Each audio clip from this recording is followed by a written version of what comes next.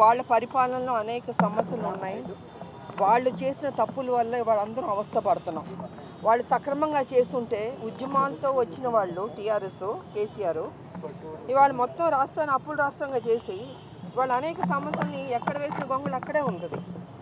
So దాన్ని మొత్తం satellite చేయడానికి మా ప్రభుత్వం ఉంది, చేస్తుంది, ఇంకా కూడా చేస్తుంది. కొంత టైం పడుతుంది. ఒకే రోజు అద్భుతాలు జరగవండి. ఎందుకంటే వాళ్ళు చేసిన తప్పులు మరి అప్పులు అన్ని చోట్ల పెట్టారు. మనం అన్నీ సెటిలైట్ చేయాలని కొంచెం టైం పడుతుంది. కాబట్టి ముందు ఈ వరదల్లో చిక్కుకున్న వాళ్ళందరికీ వాళ్ళకి ఏదైనా తొందరగా వాళ్ళకి అందేటట్టు చేయాలని మేము అందరం కోరుకుంటున్నాం. మా ప్రభుత్వాన్ని కూడా అడుగుతున్నాం. ఎందుకంటే చాలామంది అన్నీ కోల్పోయారు పాపం. నిజంగా పంట నష్టం కావచ్చు, అసలు మొత్తం ఇంట్లో సామాన్లు పోయినాయి, బట్టలు పోయినాయి, తినడానికి తిండి కూడా లేదు. అంత దారుణమైన పరిస్థితి.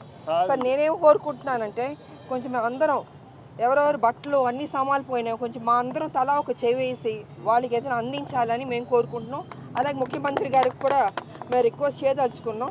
కేసీఆర్ ఎందుకండి అసెంబ్లీకి రాడు? ఆయన ఎన్నుకున్నది అసెంబ్లీకి రావాలని కదా, ప్రజల సమస్యల్ని ప్రజల సమస్యల మీద కొట్లాడాలి కదా, ఆయన కూడా మాట్లాడాలి కదా.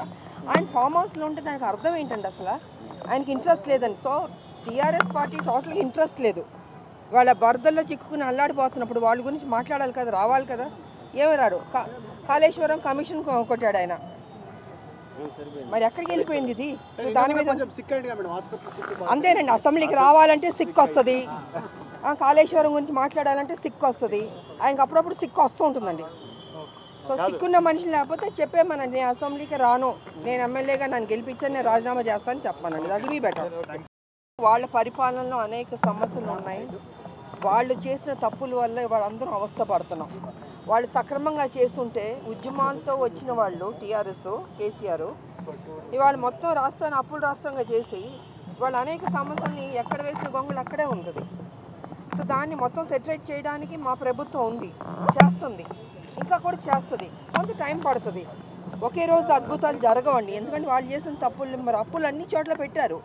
మనం అన్నీ సెటిలైట్ చేయాలని కొంచెం టైం పడుతుంది. కాబట్టి ముందు ఈ వరదల్లో చిక్కుకున్న వాళ్ళందరికీ వాళ్ళకి ఏదైనా తొందరగా వాళ్ళకి అందేటట్టు చేయాలని మేము అందరం కోరుకుంటున్నాం. మా ప్రభుత్వాన్ని కూడా అడుగుతున్నాం. ఎందుకంటే చాలామంది అన్నీ కోల్పోయారు పాపం. నిజంగా పంట నష్టం కావచ్చు, అసలు మొత్తం ఇంట్లో సామాన్లు పోయినాయి, బట్టలు పోయినాయి, తినడానికి తిండి కూడా లేదు. అంత దారుణమైన పరిస్థితి. సార్ నేనేం కోరుకుంటున్నానంటే కొంచెం మేము అందరం ఎవరెవరు బట్టలు అన్ని సామాన్లు పోయినాయి కొంచెం మా అందరం తలా ఒక చేవేసి వాళ్ళకి ఏదైనా అందించాలని మేము కోరుకుంటున్నాం. అలాగే ముఖ్యమంత్రి గారికి కూడా మేము రిక్వెస్ట్ చేయదలుచుకున్నాం. కేసీఆర్ ఎందుకండి అసెంబ్లీకి రాడు? ఆయన ఎన్నుకున్నది అసెంబ్లీకి రావాలని కదా, ప్రజల సమస్యల మీద కొట్లాడాలి కదా, ఆయన కూడా మాట్లాడాలి కదా. ఆయన ఫామ్ హౌస్లో ఉంటే దానికి అర్థం ఏంటండి? అసలు ఆయనకి ఇంట్రెస్ట్ లేదండి. సో టీఆర్ఎస్ పార్టీ టోటల్గా ఇంట్రెస్ట్ లేదు. వాళ్ళ బరదల్లో చిక్కుకుని అల్లాడిపోతున్నప్పుడు వాళ్ళ గురించి మాట్లాడాలి కదా, రావాలి కదా. ఏమి రాడు.